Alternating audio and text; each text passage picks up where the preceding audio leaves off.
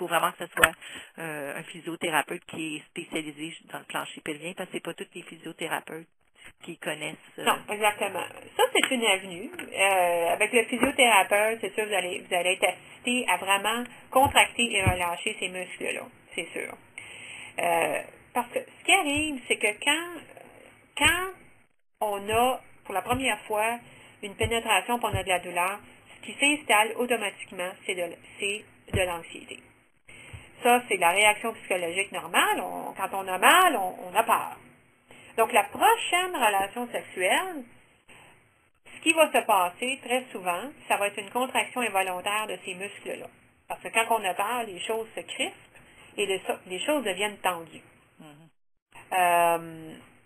Donc, une première forme d'intervention que je fais, c'est vraiment d'enseigner à la femme, c'est avec des exercices solitaires, pas avec le partenaire, mais seul en premier, parce que c'est important pour elle de savoir où ça fait mal, quel angle ça fait mal, quelle grosseur, est-ce qu'un doigt, deux doigts. Moi, j'ai une série de dilatateurs vaginaux que je peux vous envoyer si vous voulez, qui s'appelle vaginismus.com. Il y a des petits pénis gradués, on commence avec le plus petit. C'est important d'aller voir qu'est-ce qui fonctionne comment, et d'expérimenter ça seul, vraiment, pour voir. C'est pour ça que le physiothérapeute peut assister, mais il y a quand même un travail à faire individuel. Puis ce travail-là peut se faire dans un premier temps. Moi, je dis à mes jeunes adultes, écoutez, achetez-vous ou procurez-vous des dilatateurs vaginaux ou peut-être un vibrateur de deux grandeurs, un plus petit, un plus gros. Mais pratiquer la contraction et la relâche de ces muscles-là, c'est important parce que on va vouloir insérer lorsque les muscles sont relâchés le plus possible. Et ça, c'est vraiment une auto-observation qu'on doit faire parce que ça se contracte automatiquement au niveau de la pénétration. Donc, il faut vraiment gérer cette anxiété-là ou cette peur, tant d'un plan psychologique pour être en autosurveillance de cette peur, et aussi de cette contraction involontaire des muscles du plancher pelvien, exactement. Et là, on pratique avec les dilatateurs, on pratique avec la contraction, on pratique avec la relâche. Quand il y a un partenaire, on a appris comment et on peut donner des instructions au partenaire. On peut aussi spécifier, cette pénétration-là, avec un angle un peu plus sur le côté, ça fait plus mal. Peut-être si on pouvait avoir une pénétration que c'est plus direct, un angle plus direct, ça fait moins mal. Donc, il faut expérimenter, mais si on ne le fait pas seul avant, ça va être difficile après ça. Mais la physiothérapie est là aussi, si jamais la jeune adulte me dit, même avec les exercices de dilatation, j'arrive pas à décontracter pleinement ces muscles-là, là, on peut aller en physio. Ou on peut commencer avec la physio. C'est vraiment... mais la plupart des jeunes adultes, ils le font elles-mêmes seuls, puis ils le pratiquent. Alors, je ne sais pas s'il y avait autre chose par rapport à l'atrophie vaginale et les traitements qui sont existants, mais un thérapeute sexuel connaît la technique de contraction relâche du plancher pelvien, parce que c'est une des techniques aussi qui est indiquée, qui pourrait améliorer le potentiel orgasmique. Est-ce qu'il y avait autre chose avant que je pense à l'orgasme? Non, je veux dire, elle avait aussi mentionné, c'est ça, comme les exercices de Masters and Johnson, là, mais à part ça, non, c'est pas mal, je pense que vous étiez, comme toutes les deux sur la même longueur d'onde, là. Les exercices de Masters and Johnson, c'est des exercices de couple. Donc, c'est pas des exercices qui vont soulager directement l'atrophie vaginale. Mais c'est des exercices, en fait, la prémisse de ces exercices-là, c'est qu'on enlève la performance. Donc, c'est des exercices d'auto-caresse, de caresse, pardon, où on alterne être caressé et caressé. Le premier volet, on n'inclut pas les organes génitaux et les seins. Le deuxième volet, on inclut les organes génitaux, mais on ne va pas à un but qui est souvent la pénétration et l'orgasme. C'est un exercice donc de sensualité, de caresse, qui est une bonne série d'exercices lorsqu'on veut reconnecter, si on veut, sur le plan sexuel. Mais ce pas des exercices qui vont directement impacter la contraction involontaire du muscle du plancher du pelvien. Non, oui, ça, je pense qu'elle avait mentionné, c'était plus parce que pour recommencer, après avoir des relations sexuelles, elle recommandait de y aller vraiment pas à pas. Oui, ben moi d'ailleurs, quand un couple veut reconnecter, la première prescription, c'est le bloc de temps de couple. C'est important de reconnecter et de planifier en guillemets, parce que la sexualité maintenant, elle est changée. Ça ne veut pas dire qu'elle va être mauvaise, ça veut dire qu'elle est différente. Donc, il faut se faire un temps pour reconnecter. C'est pas genre à 11 heures le soir que, on décide qu'on va essayer ces choses-là. Oui, il y en a qui le font, mais c'est pas les conditions idéales. Il faut reconnecter en tant que couple. Donc, reconnecter, ça prend un petit moment. Par exemple, moi, je recommande de choisir un bloc de temps dans la semaine ou dans la fin de semaine, où est-ce que c'est votre couple. Vous prenez, si on veut, un rendez-vous avec votre couple. On appelle ça un petit peu en anglais le date night ou le date time, si on veut. Ça ne veut pas nécessairement dire que vous allez avoir une relation sexuelle, mais vous allez avoir un moment et un temps de couple où est-ce que vous allez reconnecter. Donc, vraiment de céduler ça en guillemets dans votre horaire. Et là, on a toutes sortes de réactions. J'ai déjà une couple qui me disent, ben là, faut céduler. Ben, le but, c'est pas de céduler, mais si vous cédulez pas, en quelque part, ça se passera pas. Parce que lorsqu'il y a une sexualité changée, où est-ce qu'il y a de la douleur, de l'inconfort, problème de désir, on va avoir tendance à éviter la sexualité.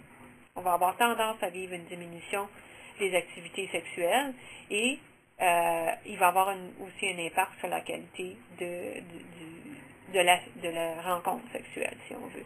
Donc, si on veut optimiser les choses, il faut reconnecter en tant que couple. On peut faire une activité sensuelle, ça peut être quelque chose comme prendre un bain, prendre une douche, faire l'exercice de Masters and Johnson. On peut prendre un bon repas ensemble, pas trop manger, là, si on veut, parce qu'après ça, on est fatigué. Mais c'est un moment où est-ce que vous vous concentrez sur votre couple.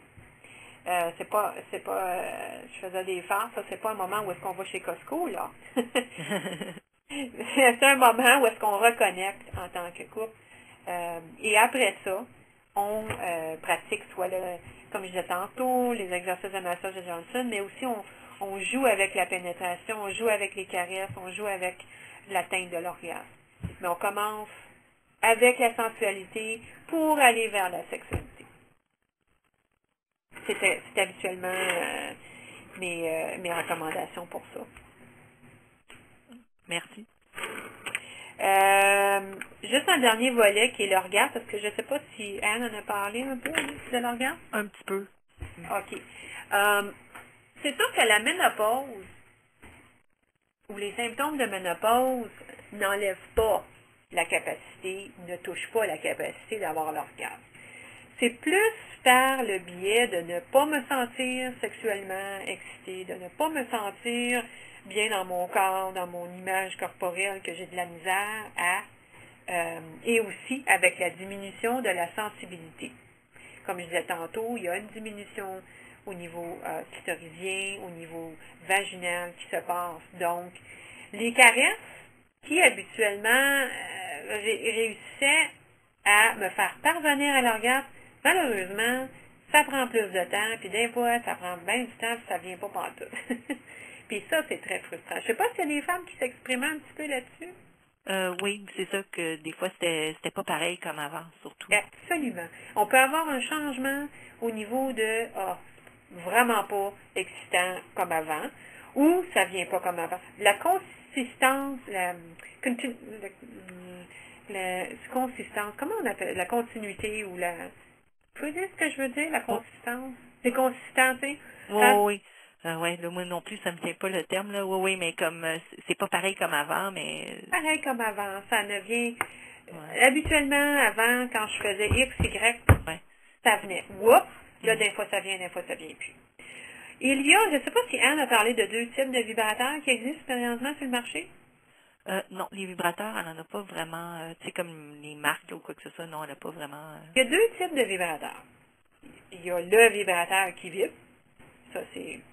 Vous allez trouver ça dans toutes les boutiques de sexualité. À Montréal, pour les dames de Montréal, il y a une boutique qui est bien le fun qui s'appelle, puis j'ai pas d'intérêt, là, c'est juste parce que moi, j'ai vécu assez longtemps aux États-Unis, puis il y avait un concept qui s'appelait Babeland aux États-Unis que j'aimais bien. Et c'est le concept d'une boutique de sexualité, like a sex store, sex shop, mais qui n'est pas sex shop habituel. C'est vraiment des types de boutiques de sexualité où est-ce qu'on promouvoit l'éducation sexuelle, où est-ce qu'on va faire un volet workshop. C'est vraiment bien conçu. Et on a une boutique à Montréal qui s'appelle Joy Toys, qui sont opérées par 2 femmes. Et puis, c'est vraiment un bon concept pour aller s'éduquer sur la sexualité et non pas ce qu'on connaît des sex shops. C'est situé où? C'est sur la rue Saint-Laurent. Je pense que, oui, la rue Saint-Laurent, c'est près de Rachel. Okay. Donc, on a un premier type de vibrateur. Premier type de vibrateur qui vibre. Puis là, tu as différentes intensités, tu as différentes formes. Ça peut être en forme de pénis. Mais il y a un deuxième concept qui existe. C'est peut-être pas, il n'a pas été étudié avec les femmes qui ont le cancer de l'ovaire, mais elles ont été, c'est un vibrateur, en fait, c'est pas un vibrateur, mais en fait, c'est on appelle ça le Eros Clitoral Therapy Device. Donc, le Eros CTD, en guillemets, c'est un appareil qui est assez particulier. C'est qu'on a remarqué que les femmes qui avaient vécu de l'atrophie vaginale sévère ou carrément qui ont vécu de la radiation et de la sclérose au niveau des tissus avaient une perte importante de la réponse au niveau clitoridien. Donc, ce qu'on a conçu, c'est un appareil qui va favoriser la congestion des tissus sanguins au niveau du clitoris. Parce qu'il faut reconnaître, le clitoris est un organe comme le pénis et qui s'engorge de sang au niveau de l'excitation sexuelle et qui devient en érection, si on veut. Et certaines femmes, à cause de la perte de l'hormone par ménopause induite, ont perdu cette sensibilité clitoridienne. Donc, c'est un appareil qu'on va appliquer avec un petit capuchon et on va insérer, si on veut, le clitoris et va provoquer une vasocongestion.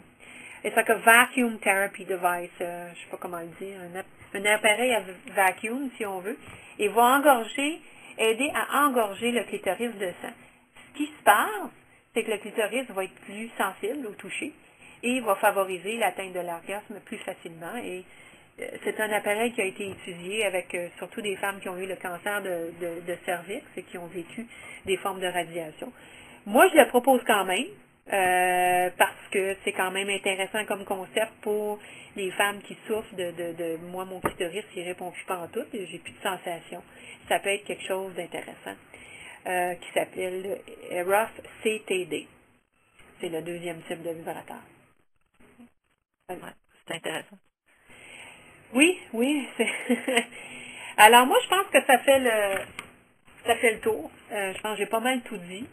Je ne sais pas si vous aviez d'autres questions pour moi, Mme Pilon. Oh non, ça va. Oui, merci beaucoup en tout cas. Donc, juste une petite minute. J'ai actuellement obtenu une subvention pour un projet de recherche qui est spécifique aux jeunes adultes, qui consiste en 3 sessions avec moi-même, soit face à face ou via Skype si vous restez trop loin. Et la 3e session, ça porte justement sur les changements dans le couple et la sexualité. Et je reprends pas mal les explications que j'ai expliquées aujourd'hui. Si vous êtes intéressé, vous pouvez me contacter à l'extension 340-8222, extension 6865, ou mon assistante Samantha au 340-8222, extension 3912. J'aimerais remercier Dr. Suzy Aubin. Si vous voulez réécouter la présentation ou la faire écouter à vos amis ou collègues, elle sera disponible la semaine prochaine sur YouTube.